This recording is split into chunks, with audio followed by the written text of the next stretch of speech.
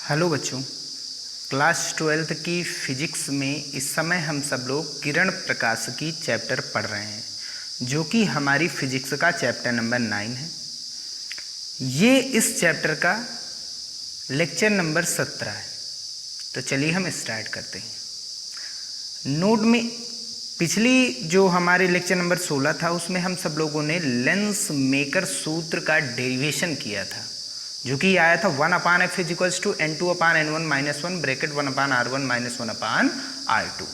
अच्छा, एक चीज और है, यहाँ n2/n1 को हम लिख सकते हैं 1n2 लिख सकते हैं ना। तो सबसे पहले हम देखेंगे कि जो ये फोकस दूरी है और r1 r2 है, ये उत्तल लेंस में इनका चिन्ह क्या होता है और अवतल लेंस में इनका चिन्ह क्या होता है। ठीक है, क्योंकि इसके न्यूमेरिकल्स मोस्ट इंपॉर्टेंट हैं। तो उत्तल लेंस ये चीज बीच में मोटा, किनारों पर पतला। अवतल लेंस बीच में पतला, किनारों पर मोटा होता है। तो इसका ये पहला पृष्ठ है, ये इधर गोला बना। ये दूसरा पृष्ठ है, इधर गोला बना। तो ये पहला पृष्ठ है तो C1 इधर आएगा, इसका सेंटर। ये दूसरा पृष्ठ है तो C2 दूसरा सेंटर इधर आएगा। अच्छा, कुछ बुक में इधर C1 इधर C2 लिखा, तो उससे कोई दिक्कत नहीं। एक चीज ये आएगा, अगर इधर C1 इधर C2 लिखा है तो ये R1 की जगह पर R2 और R2 की जगह पर R1 आ जाएगा बस। अब ये पहला पृष्ठ है तो इसका सेंटर इधर, ये दूसरा पृष्ठ है तो इसका सेंटर इधर। ठीक है, अब हम ये जानते हैं कि C1 से इसकी लेंस की प्रकाशिक केंद्र से दूरी, C1 से प्रकाशिक केंद्र की दूरी ये R1 हो जाएगी, और C2 की C से दूरी R2 हो जाएगी। ऐसे ही इसमें C1 की सेंटर से दूरी R1 और C2 की R2। अब क्योंकि बाएं हाथ वाली दूरियां ऋणात्मक होती है और दाहिने हाथ वाली धनात्मक, ये चीज हमने बताया था चिन्ह परिपाटी में। बाएं हाथ वाली ऋणात्मक, दाहिने हाथ वाली धनात्मक। तो बाईं ओर कौन आ रहा है इसमें? R1। दाहिनी ओर कौन आ रहा है? R2। तो R1 ऋणात्मक और R2 धनात्मक हुआ। ये अवतल लेंस में R1 R2।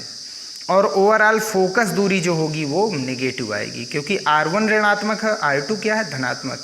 ये मान उठा करके हम यहाँ पर डालेंगे तो R1 ऋणात्मक हो जाएगा, ठीक। R2 धनात्मक, तो प्लस माइनस का गुणा माइनस, यहाँ से माइनस कॉमन ले लेंगे तो फोकस दूरी माइनस आ जाएगी।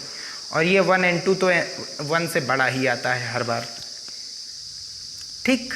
अब इसमें देखते हैं कि देखो C1 इधर है तो R1 दाहिनी ओर है, R2 बाईं ओर है। तो R2 बाईं ओर है माइनस, R1 दाईं ओर है तो प्लस। तो R1 धनात्मक, R2 ऋणात्मक होता है, ठीक है, उत्तल लेंस में।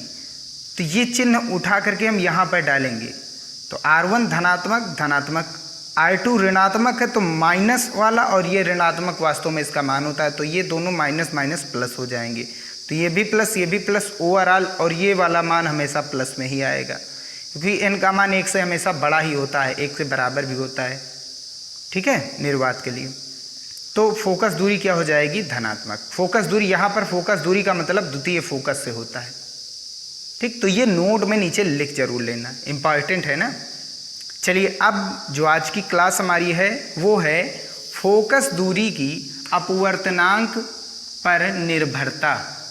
एक मोस्ट इंपॉर्टेंट हेडिंग है, ठीक है। फोकस दूरी की अपवर्तनांक पर निर्भरता। अपवर्तनांक पर निर्भर करता है फोकस दूरी की? नहीं निर्भर करता है। तो हमने फार्मूला अभी बताया था 1/f = 1n2 - 1 bracket 1/r1 - 1/r2। तो 1/r1 - 1/r2 को जब हम क्या कर लेंगे, कांस्टेंट मान लेंगे, तो 1/f व्युत्क्रमानुपाती हो जाएगा, ये समानुपाती हो जाएगा 1n2 - 1, यानी कि फोकस दूरी n के व्युत्क्रमानुपाती होता है। प्रकाश रंगों के लिए लाल रंग का अपवर्तनांक सबसे कम होता है और बैंगनी रंग का अपवर्तनांक सबसे अधिक होता है। तो अपवर्तनांक का उल्टा फोकस दूरी होती है। अगर अपवर्तनांक n ज्यादा है तो f कम, n कम है तो f ज्यादा, क्योंकि एक दूसरे के बटे में है ना। तो लाल रंग का अपवर्तनांक अगर सबसे कम है और बैंगनी का सबसे ज्यादा है, तो हम कह सकते हैं लाल रंग की फोकस दूरी सबसे ज्यादा और बैंगनी रंग की फोकस दूरी सबसे कम आएगी, ठीक है। NR कम होता है NV से, V मतलब वायलेट, N मतलब होता है, R मतलब होता है रेड, और N हमारा रिफ्रैक्टिव इंडेक्स, जिसको हम अपवर्तनांक कहते हैं, ठीक। तो R ज़्यादा हो जाएगा, उल्टा होता है ना, N ज़्यादा है तो इसका F जो है वो कम हो जाएगा। इसका देखो n कम है R का, देखो V का ज़्यादा है तो इसके F जो है कम हो जाएगा, और R का n कम है तो F इसका क्या हो जाएगा, ज़्यादा। ठीक है, तो ये रंगों की बात हो गई। अब बात करेंगे माध्यम की। माध्यम की बात करेंगे, विभिन्न माध्यमों में क्या हो जाएगी, विभिन्न माध्यमों के लिए जो है फोकस दूरी कितनी प्रभावित होने वाली है, ये चीज़ हम देखेंगे। ठीक है, तो वायु में लेंस जो कि कांच का बना होता है, फोकस दूरी क्या हो जाएगी, वायु में फोकस दूरी, यानी प्रकाश वायु से कहाँ जा रहा है, कांच में, लेंस में जा रहा है। प्रकाश वायु से कांच में यानी लेंस में जा रहा है। तो 1/FA फोकस दूरी, तो माध्यम की बाहर ओर होती है, तो फोकस दूरी क्या हो जाएगी 1/FA, क्योंकि वायु की बात हो रही, एयर।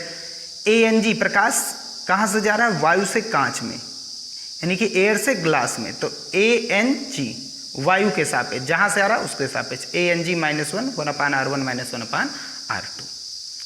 अगर लेंस, किसी लेंस के चारों ओर कोई एक द्रव हो जिसका अपवर्तनांक NL और कांच का अपवर्तनांक NG है, तब क्या होगा, तो द्रव में लेंस की फोकस दूरी, क्योंकि माध्यम जो चारों ओर माध्यम होगा, भाई फोकस दूरी जो है वो माध्यम की होती है चारों ओर की, लेंस की, तो माध्यम की ये इस चारों ओर जो है फोकस दूरी क्या हो जाएगी, फोकस दूरी F जो है NL में आएगी, यानी द्रव में आएगी, तो द्रव में लेंस की फोकस दूरी क्या हो जाएगी 1/FL। यहाँ एयर की बात हो रही थी, यहाँ द्रव की बात हो रही है, माध्यम द्रव है, तो अब की बार प्रकाश कहाँ जा रहा है, द्रव से कांच में, तो LNG, L से G में जा रहा है, -1 ब्रैकेट 1/R1 -1/R2, तो 1/FL इज टू LNG को हम क्या लिख सकते हैं, ANG/ANL -1। ये हमने बताया था पिछली क्लास में, अपवर्तनांक अगर पढ़े हो तो उसमें देख लीजिए जा, क्या आप लोग पढ़ सकते हैं। ठीक है, तो LNG का मतलब होता है NG ऊपर और NL नीचे, आगे A लिख सकते हैं, क्योंकि A का जो अपवर्तनांक होता है वो 1 होता है, एयर का 1/R1 -1/R2। अब इसको सिंप्लीफाई करते हैं, इसका मल्टीप्लाई 1 से कराएंगे तो ANL का 1 से मल्टीप्लाई ANL हो जाएगा, तो ANG -ANL, और बटे में क्या बच जाएगा, ANL bracket 1/R1 -1/R2, equation number 2। आगे बढ़ेंगे, अब क्या करेंगे, इक्वेशन फर्स्ट और सेकंड का हम डिवाइड करा रहे हैं, फर्स्ट और सेकंड का, LHS से डिवाइड होगा, RHS से डिवाइड होगा, तो RHS को RHS से डिवाइड करा है, ये दोनों आपस में कैंसिल आउट, ANG -1 ऊपर बच गया, और नीचे क्या बचेगा, इसका जो है RHS, ANG -ANL/ANL, और इधर क्या बचा 1/FA/1/FL, FL ऊपर चला जाएगा और FA नीचे आ जाएगा। अब यहाँ से क्या बचा ऊपर देखो, ANG -1, ANG -ANL/ANL, अब ANL ऊपर जाएगा और FA को हम इधर लाएंगे, तो FL की जो वैल्यू आएगी तो वो कितनी आने वाली है, FL की जो वैल्यू आएगी वो ANL ऊपर चला गया, ANL ब्रैकेट में ANG -1/ANG -ANL और इनटू में ये वाला FA, ये बन गया फोकस दूरी का फार्मूला। ठीक है, तो हमारा फार्मूला क्या मिला, FL is two ANL bracket ANG -1/ANG -ANL into FA। Case first नीचे देखेंगे, ANG -1 ANL FA ऐसे लिखा रहने देंगे। नीचे वाला केस देखते हैं, एक बार क्या करेंगे, ANG को बड़ा करेंगे, ANL को छोटा, एक बार क्या करेंगे, इन दोनों को आपस में बराबर, और एक बार क्या करेंगे, ANL ज़्यादा होगा ANG से, यानी जो लेंस रखा हुआ है उस एक बार क्या करेंगे, लेंस का अपवर्तनांक ज़्यादा करेंगे माध्यम से, एक बार चारों ओर का माध्यम जो है लेंस जहाँ रखा है उसका अपवर्तनांक और उसके चारों ओर के माध्यम का अपवर्तनांक, वो दोनों आपस में बराबर हो, और एक बार क्या करेंगे, माध्यम का अपवर्तनांक जहाँ लेंस रखा उसका अपवर्तनांक ज़्यादा और लेंस का कम। तो case first ANG greater than ANL, यानी कि ग्लास का अपवर्तनांक ज़्यादा, कांच का ज़्यादा, लेंस का ज़्यादा और द्रव का कम। ठीक है, तब क्या होगा, ANL तो पॉजिटिव ही आता है, अपवर्तनांक द्रव का 1 से ज़्यादा होता है, कांच का 1 से ज़्यादा, वायु के सापेक्ष कांच का 1.5 होता है ना लमसम, 1 घटाएंगे तब भी आधा, ये प्लस आएगा, ये भी प्लस आएगा। फोकस दूरी पॉजिटिव लेंगे तो पॉजिटिव आएगी, निगेटिव लेंगे तो निगेटिव आएगी, अवतल के लिए प्लस, उत्तल के लिए माइनस। अब ANG क्या है, बड़ा है, ANL क्या है, छोटा लिया गया है। ANG बड़ा है, कांच का पूर्णांक ज़्यादा और द्रव का कम है, लिक्विड का कम है, तो ज़्यादा में से कम घटाएंगे तो प्लस का ही तो आएगा। तो ये भी प्लस, ये भी प्लस, ये भी प्लस, ये भी प्लस, यानी FL क्या हो जाएगा, प्लस हो जाएगा। और ये पूरी वैल्यू कुछ ना कुछ वैल्यू आएगी कि नहीं आएगी, इसको जब सॉल्व करेंगे तो कांस्टेंट मान लेते हैं ये वैल्यू, और इनटू में क्या है FA, यानी FA से कांस्टेंट का गुणा हो रहा है। और साथ ही साथ लिक्विड, यहाँ पर जो लिक्विड की फोकस दूरी है लिक्विड में वो क्या है, पॉजिटिव है। तो इस दशा में लेंस की प्रकृति तो वही रहेगी, पॉजिटिव का मतलब। अगर FA प्लस लेंगे तो FL भी प्लस आएगा, FA माइनस ले रहे हैं तो FL भी माइनस आएगा। यानी उत्तल लेंस लेंगे तो प्लस, अवतल के लिए लेंगे तो प्लस, माइनस होती फोकस दूरी। ठीक, प्रकृति का मतलब है, लेंस की प्रकृति का मतलब यहाँ पर यह है कि लेंस अवतल है या उत्तल। तो अगर फोकस दूरी माइनस आई तो अवतल लेंस, प्लस आई तो उत्तल लेंस। तो इस दशा में लेंस की प्रकृति तो वही रहेगी, परंतु लेंस की फोकस दूरी बढ़ जाएगी। फोकस दूरी बढ़ रही क्योंकि कांस्टेंट से गुणा। 1 नंबर का क्वेश्चन यहां से बनता है, लेंस को द्रव में डुबाने से उसकी फोकस दूरी बढ़ जाती है। क्या हो जाती है, बढ़ जाती है। सेकेंड केस देखते हैं, ANG और ANL जब दोनों आपस में बराबर हो तब क्या होगा। अगर ये दोनों आपस में बराबर होंगे तो ये दोनों आपस में बराबर, तो ये सॉल्व करेंगे 0 हो जाएगा। अब ऊपर मान चाहे जो हो, बटे में अगर 0 आ रहा है तो ये वैल्यू क्या हो जाएगी, इनफाइनाइट, समथिंग बटा 0 इनफाइनाइट। तो यानी FL जो होता है वो इनफाइनाइट। और इनफाइनाइट अनंत किसकी फोकस दूरी होती है, समतल प्लेट की। इस दशा में लेंस कोई भी हो, चाहे अवतल चाहे उत्तल, अगर जो लेंस लिया गया उसका अपवर्तनांक और जहाँ पर लेंस रखा गया उसके माध्यम का अपवर्तनांक, ये दोनों अगर बराबर हैं तो इस दशा में कोई भी लेंस हो एक समतल कांच के प्लेट की भांति व्यवहार करेगी। अगर प्रकाश सीधी आ रही तो सीधी जाने वाली है, वो बिना विचलित हुए सीधी आर पार चली जाती है, क्योंकि फोकस दूरी क्या है, अनंत। अनंत किसकी होती है, समतल प्लेट की। थर्ड केस देखते हैं क्या है। थर्ड वाला भी अपने आप में इंपॉर्टेंट है ना। तो थर्ड केस क्या है, थर्ड केस इसमें क्या है, अब की बार ANL ज़्यादा लिया गया, माध्यम का अपवर्तनांक ज़्यादा है और कांच का कम। ठीक है, तो इस क्या होगा, अब यहाँ से सॉल्व करेंगे। ANL क्या है, ANL है ज़्यादा, ANG है कम। तो यहाँ पर देखते हैं, ANL ज़्यादा ANG कम, कम प्लस वाला कम है, माइनस वाला ज़्यादा। तो सॉल्व करेंगे क्या आ जाएगा, माइनस। आगे चिन्ह किसका आ गया, माइनस का आ गया, यहाँ पर माइनस। और ये पूरी वैल्यू सॉल्व करेंगे, कुछ ना कुछ आएगी, तो उसको हमने क्या मान लिया है, कांस्टेंट। तो ये चीज़ तो क्लियर हो गई है कि ज़्यादा में से अगर कम को घटाएंगे, ये चीज़ यहाँ से देख सकते हैं।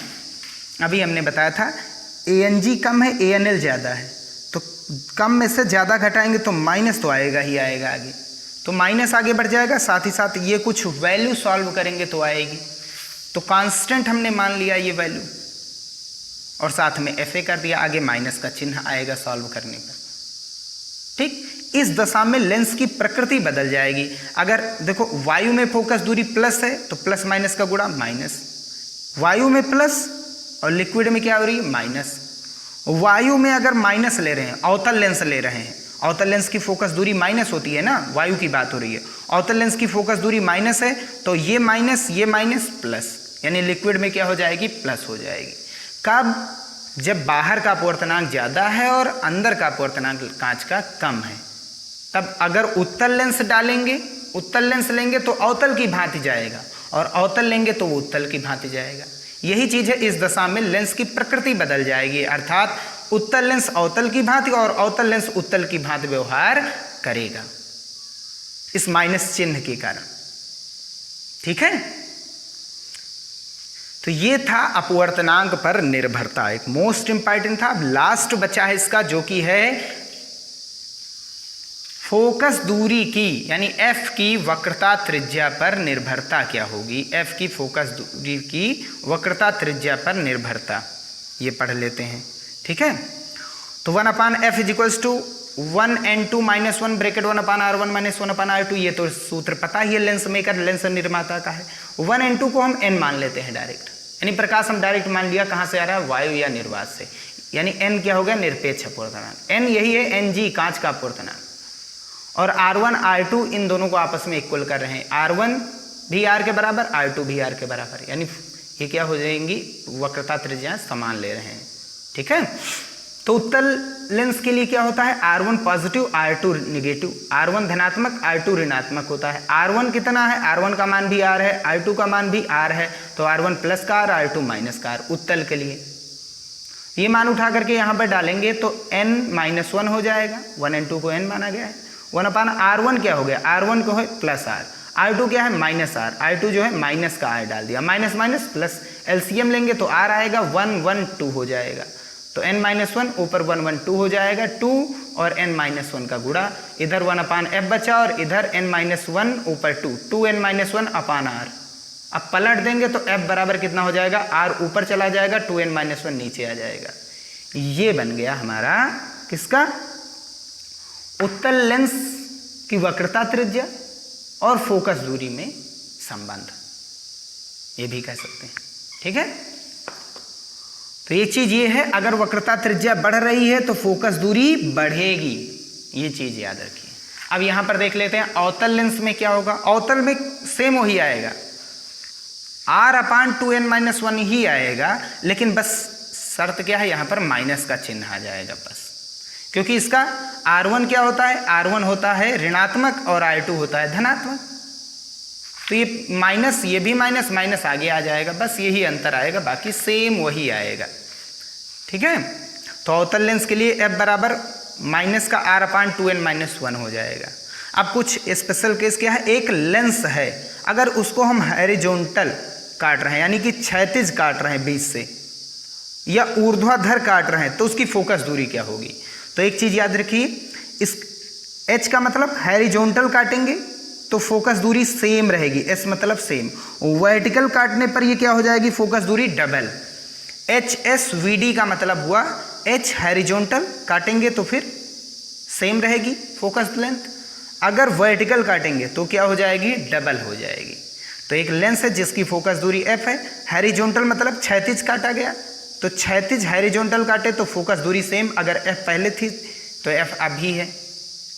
और अगर इसको हम वर्टिकल काटेंगे, वर्टिकल मतलब ऊर्ध्वाधर, ठीक, तो क्या हो जाएगी, ये डबल हो जाएगी, f थी तो 2f इधर 2f इधर वाले की हो जाएगी। बस इतना था। ठीक है, यही इतना था, एक मोस्ट इंपॉर्टेंट क्लास है, ये याद रखिए। ठीक है, यहीं पर ये वीडियो समाप्त करते हैं। वीडियो पसंद आया हो तो उसे लाइक जरूर कीजिएगा, चैनल में नए आए हो तो उसे सब्सक्राइब कीजिएगा। मिलते हैं नेक्स्ट वीडियो में।